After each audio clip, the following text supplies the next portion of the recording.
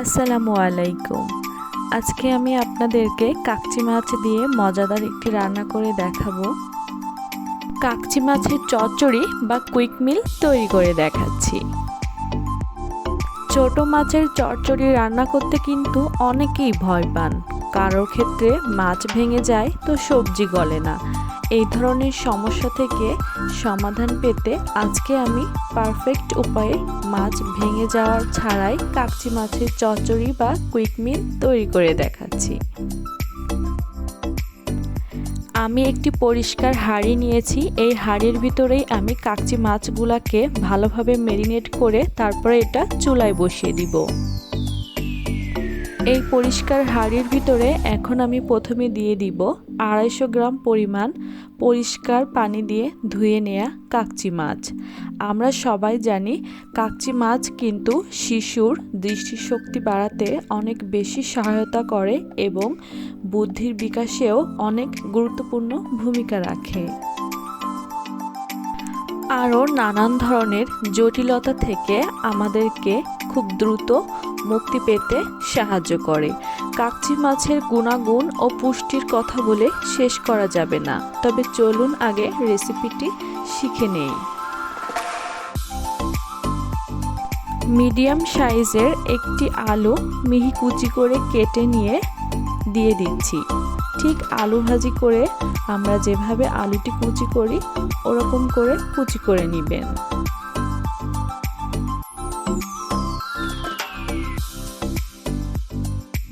এরপর আমি 2টা টমেটো কিউব করে কুচি করে দিয়ে দিচ্ছি। আপনারা নিশ্চয়ই ভিডিওটিতে দেখে বুঝতে পারছেন আমি কোন সবজিটা কিভাবে কেটেছি।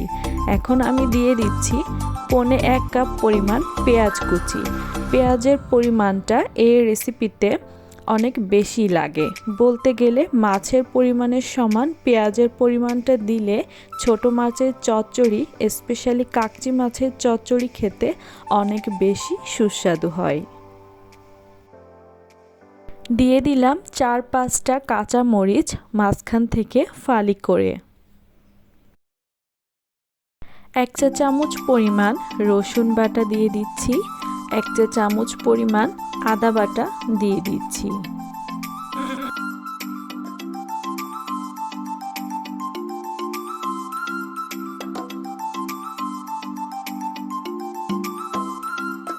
এক চা চামচ লবণ দিয়ে দিচ্ছি, তবে লবণের স্বাদটা আপনাদের উপরে ডিপেন্ড করবে, কম বেশি বাড়িয়ে কমিয়ে নিতে পারেন।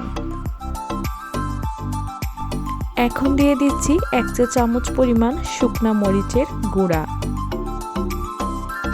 হাফ চা চামচ পরিমাণ হলুদ গুঁড়া দিয়ে দিলাম,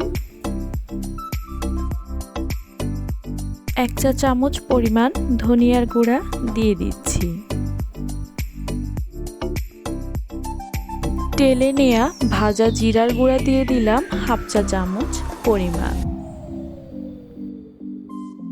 এখানে আমার সবগুলো মশলা উপকরণ দিয়ে নেওয়া হয়ে গিয়েছে। এখন আমি সয়াবিন তেল দিয়ে দিচ্ছি। এখানে আমি 1 টেবিল চামচ পরিমাণ সয়াবিন তেল দিয়ে দিলাম।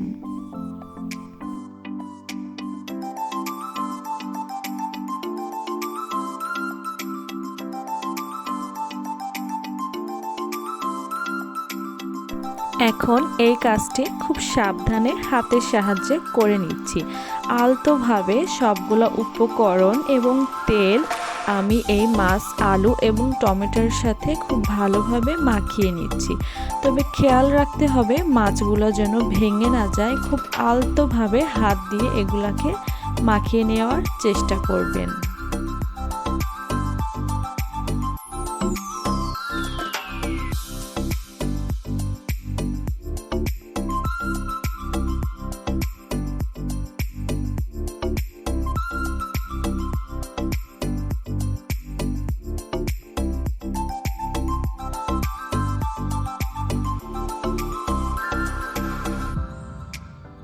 মাখানো হয়ে গিয়েছে।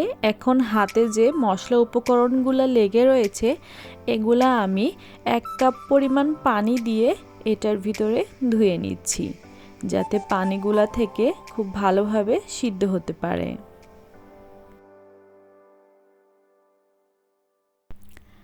এখন ঢাকনাটা লাগিয়ে দিলাম, দিয়ে এটাকে আমি চুলায় ডিরেক্ট বসিয়ে দিব। এই রান্নার ভিতরে আর এক্সট্রা কোনো পানি দেওয়া যাবে না, এই জিনিসটি খেয়াল রাখবেন, তাহলে রেসিপিটি খেতে অনেক বেশি সুস্বাদু হবে। এবং আরেকটা ট্রিক্স যেটা আপনাদেরকে খেয়াল রাখতে হবে, এই রান্নাটি প্রথম থেকে শেষ পর্যন্ত চুলার আঁচ মিডিয়াম টু লো হিটে রাখতে হবে। এটি আস্তে ধীরে রান্না হবে এবং খুব কুইকলি এটি সবগুলো উপকরণ সিদ্ধ হয়ে যাবে। একটু ঢাকনা খুলে দেখে নিচ্ছি যে রান্নাটি শুরু হয়েছে এবং মাত্র হাঁড়িটি গরম হয়েছে।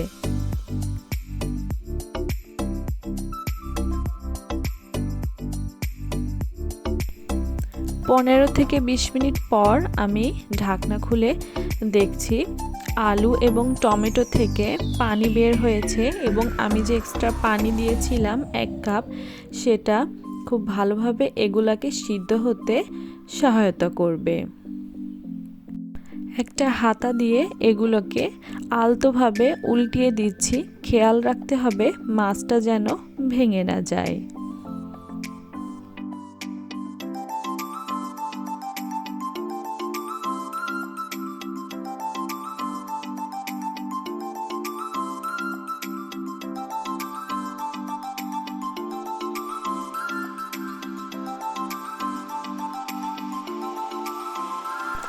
আলু টমেটোগুলোকে ওলট পালট করে দেওয়ার পর আমি আবারও ঢাকনা লাগিয়ে দিলাম এবং অপেক্ষা করছি 10 থেকে 15 মিনিট পর আবার ঢাকনা খুলে দেখছি, দেখুন আগের থেকে অনেকটা পানি শুকিয়ে এসেছে এবং আলু টমেটো বেশ অনেকটা সিদ্ধ হয়ে এসেছে এবং মাছটাও একদমই পারফেক্ট আছে, কোনো আলু এবং মাছ একটা পরিমাণও ভেঙে যায়নি। আপনারা যদি আমার এই রেসিপিটি পুরোপুরি ফলো করে বাসায় রান্না করেন তাহলে আমার মতো পারফেক্ট কাচ্চি মাছের চচ্চড়ি রান্নাটি করতে পারবেন।